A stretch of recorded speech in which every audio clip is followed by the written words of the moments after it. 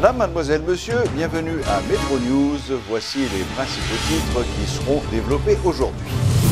Retrait des derniers casques bleus brésiliens de la mission des Nations Unies pour la stabilisation en Haïti, MINUSTAH. La cérémonie s'est déroulée jeudi en présence du ministre brésilien de la Défense, Raúl Jungmann. La nouvelle rentrée des classes se fera sous haute surveillance policière. C'est ce qu'ont déclaré les autorités concernées qui annoncent tout un train de mesures afin de garantir la sécurité des écoliers. 5 arrêtés modifiant certains aspects de la passation de marché seront publiés par le gouvernement. Ils ont été adoptés en Conseil des ministres en début de semaine. Metro News vous est apporté par HeyTrack. HeyTrack vous invite à gagner des cadeaux avec l'huile moteur mobile Delvac. Grattez l'étiquette jaune, découvrez votre code, envoyez-le au 8110, réclamez votre prime au bureau mobile. L'huile mobile Delvac est représentée en Haïti par HeyTrack.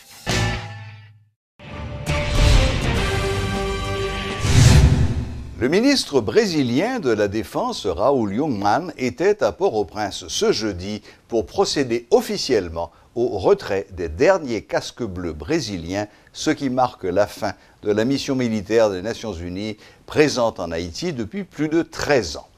Lors de la cérémonie officielle, la chef de la MINUSTAH a salué le travail réalisé par ces militaires dans les zones difficiles de Port-au-Prince. Pour sa part, le ministre brésilien Jungmann a déclaré, nous citons, « Nous sommes arrivés en juin 2004 quand Haïti vivait l'instabilité, la violence. 13 ans après, Haïti a un gouvernement démocratique et les conditions d'une paix durable pour avoir un développement économique et social. » Fin de citation. Notons qu'au cours des 13 dernières années, 37 500 soldats brésiliens de la mission des Nations Unies pour la stabilisation en Haïti, MINUSTAH, étaient déployés sur notre sol. C'était le contingent le plus important de la mission onusienne.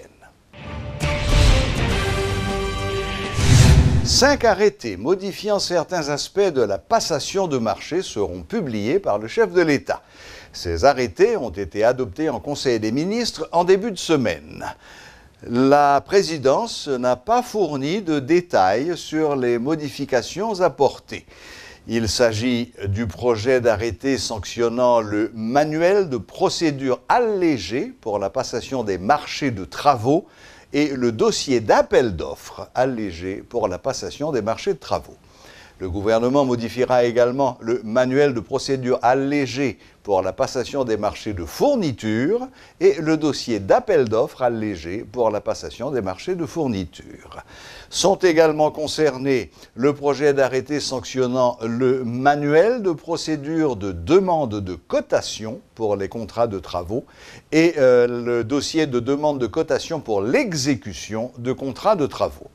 Le 5e projet d'arrêté sanctionne le manuel de procédure allégé pour la sélection de consultants et le dossier allégé de demande de proposition pour service de consultants. La Chambre des députés a décidé de s'attaquer à la question de l'amendement de la Constitution de 1987. Nous avons avec nous ce soir le président de cette commission, le député Jerry Tardieu de Pétionville. Bonsoir, Monsieur Tardieu. Bonsoir Serge, bonsoir à tous les auditeurs de Metro News. C'est un plaisir d'être votre invité. Si j'ai bien compris, Monsieur Tardieu, vous avez remis hier un document de travail. C'est le document de travail préliminaire qui a constitué à trouver les failles, les défauts, les manquements, les choses à corriger dans la Constitution de 87. Vous avez déposé ce rapport à la Chambre des députés et le rapport a été validé le même jour après quelques discussions. C'est bien ça?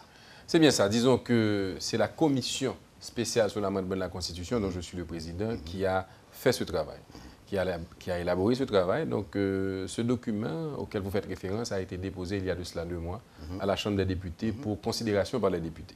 Après étude, analyse, plusieurs sessions pour discussion. Hier soir, effectivement, nous avons eu la dernière session, un débat intense, chaud, avec beaucoup de passion, comme c'est toujours le cas au Parlement. Voilà. Vous connaissez nous-mêmes haïtiens, nous ne pouvons jamais faire une tête frette.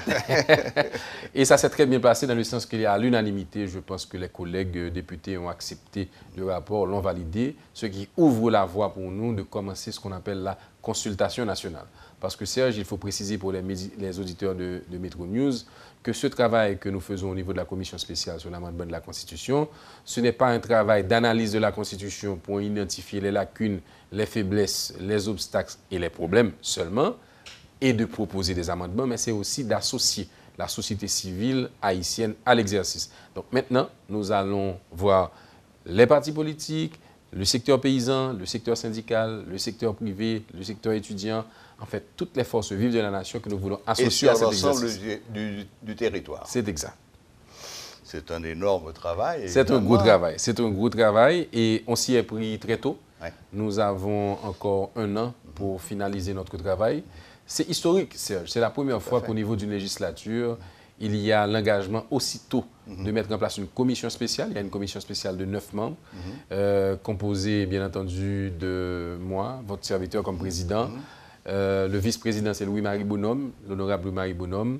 Nous avons comme secrétaire-rapporteur Ronald Etienne. Les autres membres de la commission sont le député Price Cyprien, le député Daniel Létang, le député Myriam Amilcar, le député Jacob Latortue et la députée Raymond Rival. Nous avons 3 femmes au Parlement et Raymond Rival est l'une d'entre elles. Nous n'avons pas assez de femmes au Parlement.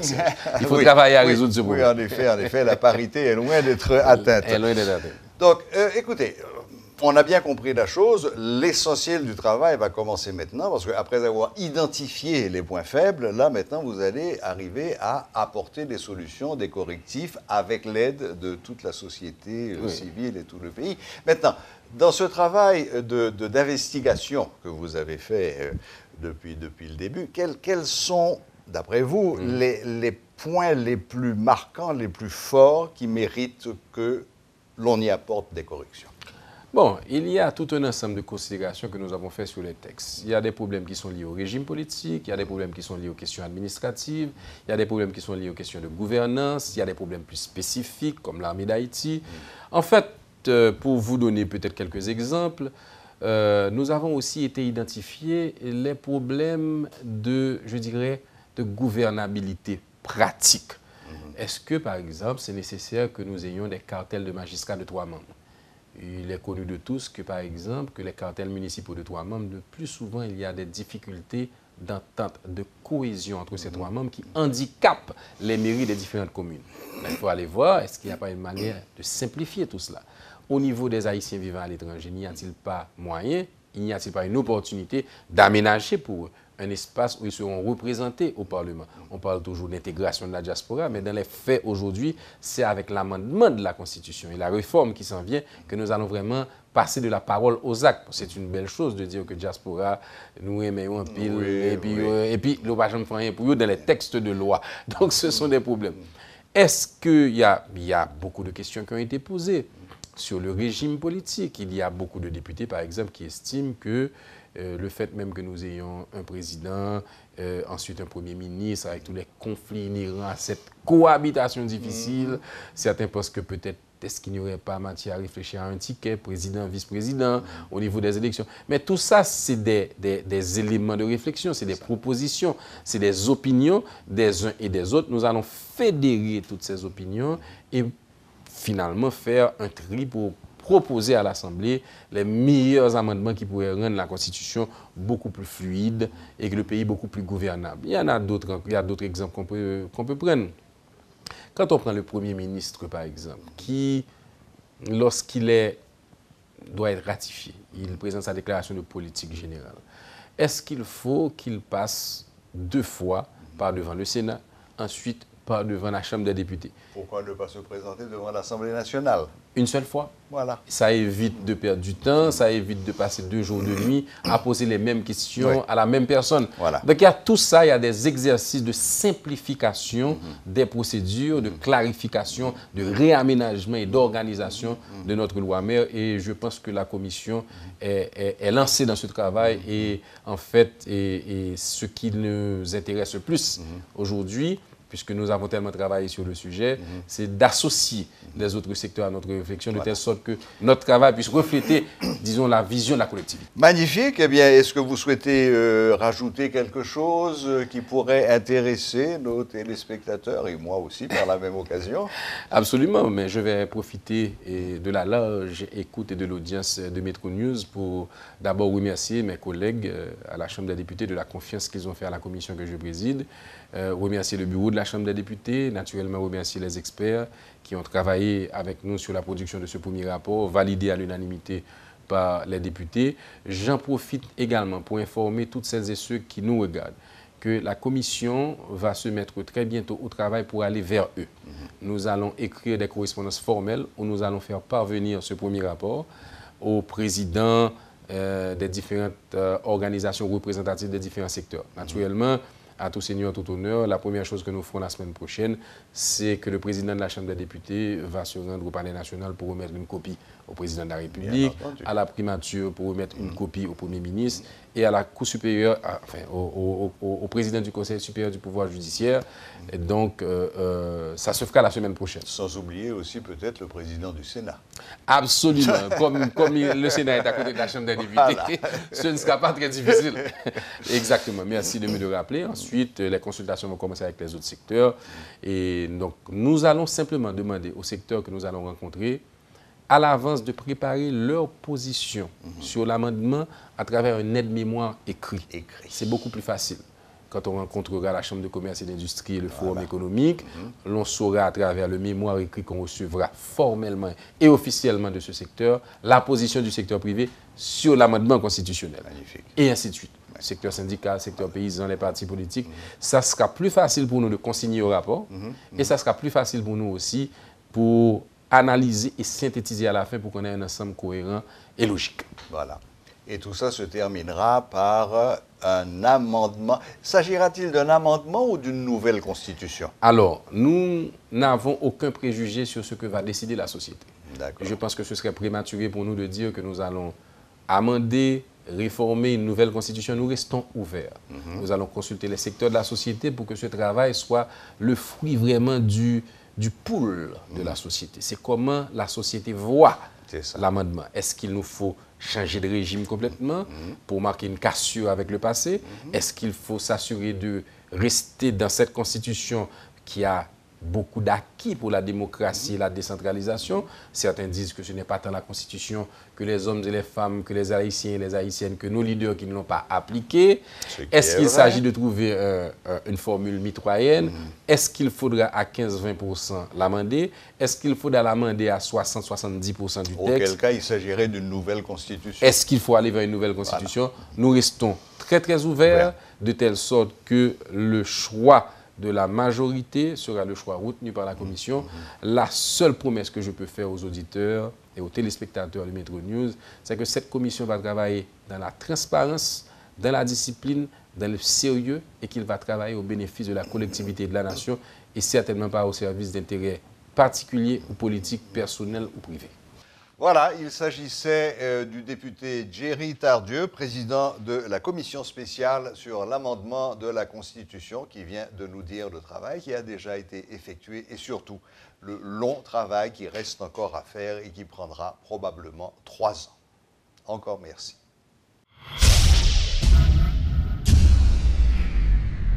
Toutes les dispositions ont été prises à tous les niveaux en vue de garantir la sécurité dans le pays à l'occasion de la rentrée des classes. L'annonce en a été faite par les autorités concernées.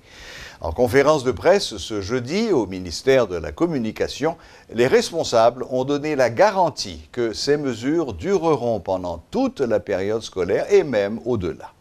Suivez tour à tour les explications du secrétaire d'État à la sécurité publique Ronsard Saint-Cyr, du responsable du service de la circulation, le commissaire Carmel Florent, et le représentant de Edupol, Jimmy François.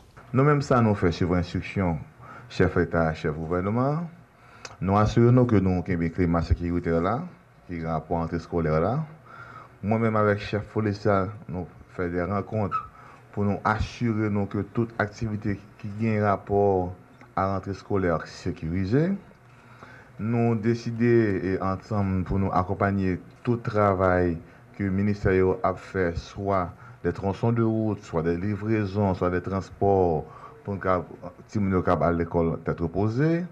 Nous travaillons avec les mairies pour nous disposer de stations moteurs pas supposées ni en face de l'école, ni trop près au série de l'hôpital. Et en fin de compte, nous prenons des mesures pour nous sécuriser toute activité, papa, maman, qui a acheté les petits monde, qui a fait une activité pour petit monde entrer à l'école. Lundi matin, 4 septembre 2017, tous parents n'ont pas besoin d'inquiéter pour prendre la rue, pour prendre petit monde, pour mener à l'école. Ils ont évacué très bien. Parce que nous, dans la circulation, nous prenons toute disposition encore, j'aime ça dire, pour circulation fluide, pour tout le monde qui évacue dans l'activité normalement. Moi-même, dans cette direction circulation, moi prends toute disposition pour ne pas gagner double circuit encore. Moi délégué une équipe dans tout sous-commissariat et commissariat qui a identifié toute machine qui a fait taxi dans la rue pour dire côté où pour aller. Donc, nous lançons un appel tout avec des clubs qui amusent des fois à recevoir élèves en uniforme aux heures de classe qui a fait l'autre activité qui suscitait élèves ça a fait d'autres activités de débauche dans le club. Par malheur, nous avons rencontré élèves en uniforme, donc la police, la justice vient pour interpeller directeur club ça propriétaire club ça. Dans la mesure que nous sommes capables, nous avons fait tout ça nous connaît pour rentrer des classes la fête en bonne et due forme, pour tout élève rentrer à l'école et aux heures de classe pour pas gagner élèves qui ont activité de débauche, qui fait l'école buissonnière, qui aller dans l'autre activité autre que l'école. Même son de cloche du côté de la police nationale, le porte-parole de l'institution, Franz Lerbourg, a précisé que tout un train de mesures seront adoptées afin d'assurer la sécurité des écoliers à l'occasion de la réouverture des classes. La police a trois cibles privilégiées. C'est établissement scolaire, établissement scolaire, universitaire, préscolaire, secondaire. Nous avons pour sécuriser tout ça et sécuriser tout flux de gens qui ont déplacé pour aller faire activité. Alors lundi, il y a un dispositif qui est particulier parce que c'est début question. Et nous avons mobilisé presque toute police administrative là. En termes de prévention, direction des renseignements généraux mobilisée, direction centrale de la police judiciaire mobilisée, et il y a fait des recherches en amont, des recherches préventives pour empêcher que une série de bagailles, des gens mal intentionnés étaient capables de troubler l'entrée scolaire. La police a profité de rappeler que tout agent de la force publique et tout le monde qui constatait une infraction capable et en flagrant délit capable et soit rapporter à la police, soit maîtriser mon et remettre à la police. La compagnie Access Haïti a signé ce vendredi un protocole d'accord avec le Bureau des mines afin de faciliter l'accès gratuit à l'Internet sur tous les sites qui hébergent les unités techniques de sismologie. Lors d'une interview, le vice-président de la compagnie, Patrice Bayard, a expliqué que cet accord devra permettre à Haïti de mieux contrôler les risques sismiques. De son côté, le directeur du Bureau des mines, l'ingénieur géologue Claude Prepti, a salué l'initiative prise par Access Haïti. M. Prepti a fait remarquer que l'accord va aider le Bureau des mines à rendre plus efficaces les différentes unités. Après 12 janvier, nous avons un effort qui est fait pour monter le réseau de surveillance sismique en Haïti. Mais on connaît que l'État a un petit problème de budget. Donc, pour le système de fonctionner, il faut gagner Internet, il faut gagner appareil, il faut gagner personnel. Donc, par manque de budget, donc, parfois, il y a des défaillances dans le système. Nous ne sommes pas capables de recevoir l'information. Et c'est avec un pile plaisir matin que je signé avec Access Haïti au nom du ministre des TPTC, l'ingénieur Fritz Caillot, et un protocole d'accord qui dit que Access Haïti a banni nos services Internet gracieusement pendant un certain temps et qui permettre que l'unité technique de sismologie recevoir information qui sous terrain. Et si nous avons un appareil tout que nous mettons sous terrain, Donc, Access Haïti a mis à disposition nos espaces que vous gagnez. Il a mis Internet, électricité, côté que vous gagnez espace pour nous capables d'héberger appareils et recevoir signaux dans le centre de données. Donc, c'est un bagage extraordinaire que c'est une grande première, son service citoyen que lié. Et moi, j'apprécie grandement les contributions provenant de Access Haïti. Donc, nous allons mettre à profit contribution ça pour nous continuer à faire le travail que nous avons fait, à savoir informer la population et essayer de prévenir en cas de catastrophe naturelle. C'est des lectures qui sont extrêmement importantes parce que tout l'autre pays du monde, ils fait des budgets à lecture ça yo créer infrastructure ça la caillou yo faire journée jodi a bureau dem besoin mettre un bagage sous pied li pas li kounya li gen tout appareil nécessaire pour li faire le marché mais kounya li pas gen budget pour que li capable recevoir information ça placer équipement ça est-ce que nous prenons le temps que nous même en tant que citoyens nous tant ingénieur pour petit parler li dit mais gen équipement mais li pas gen budget pour lui nous même dans Access Haïti nous tant des appels là nous dit c'est pas possible. Si nous avons des outils là, nous sommes capables de faire le marché. Access Haïti sont compagnie qui est là au service du public. Je ne sais pas pour qui ça, pour ne pas porter un rapport qui va être bénéfique au niveau de tous les citoyens. Et surtout, si c'est pour nous lier, ce n'est pas pour l'autre monde lier, c'est pour nous lier en Haïti.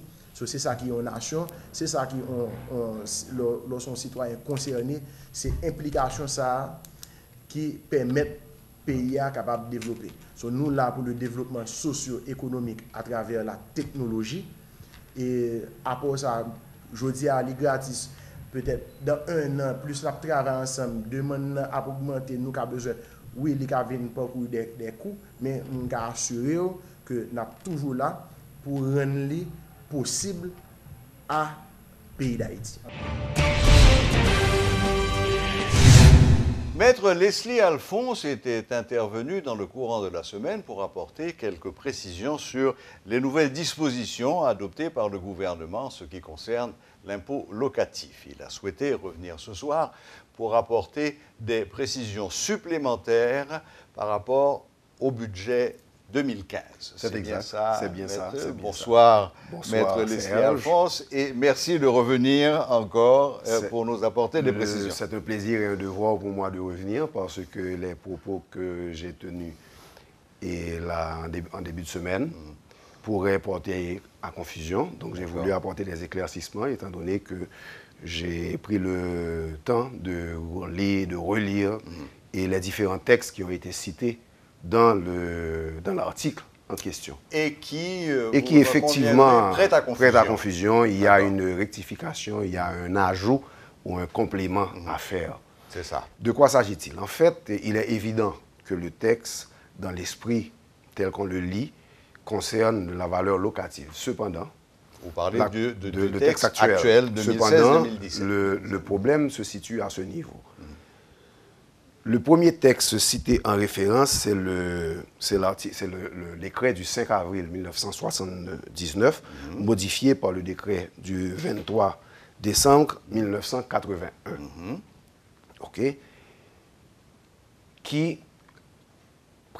qui disait que la valeur locative, la contribution foncière à la propriété bâtie portait sur la valeur locative. Et la valeur locative était définie comme étant celle à laquelle l'immeuble était loué ou pourrait être loué. C'est ça. Donc, un pourcentage de cette valeur locative, il y a eu un tarif dont nous voyons, si vous me permettez, un certain montant, un pourcentage était appliqué annuellement à ce tarif. Maintenant, quand il s'est agi d'établir le budget pour l'exercice 2015-2016, la loi budgétaire de septembre 2015 a fait des rectifications. Rectifications majeures. Majeures.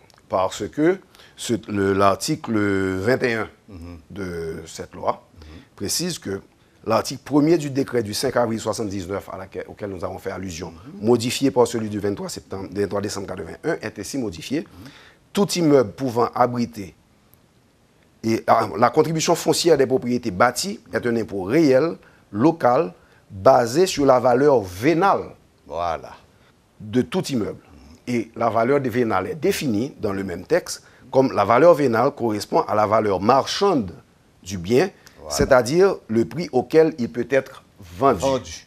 Donc, c'est le prix, c'est la valeur vénale du bien, le prix auquel le bien peut être vendu, la valeur marchande du bien. Voilà. Et ça a été une modification majeure, mais qui n'a pas été isolée. C'est une modification qui a été faite avec une autre modification tarifaire.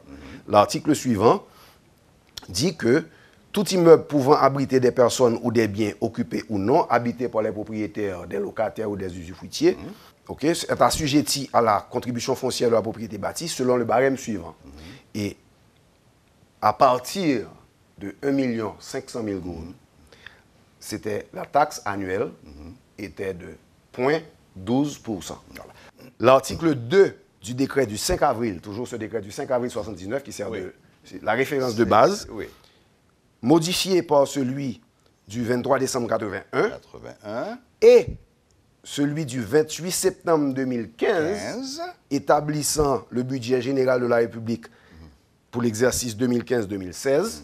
Donc, on fait référence aux modifications qui ont été portées. Donc, nécessairement, valeur vénale au lieu de valeur locative. Voilà. OK. Et est assujetti à la taxe, la contribution foncière de la propriété bâtie, selon le tarif suivant. OK?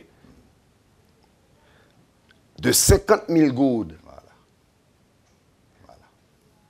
annuelles, enfin 50 000 gourdes, la taxe annuelle est de 6%. De 50 000 une gourde à 100 000 gourdes, etc. Et jusqu'à un seuil de 200 000 gourdes, on paie des taxes de 10%. Voilà. Donc, c'est là le problème qu'il faut corriger. Absolument. Résumons en 2 mots.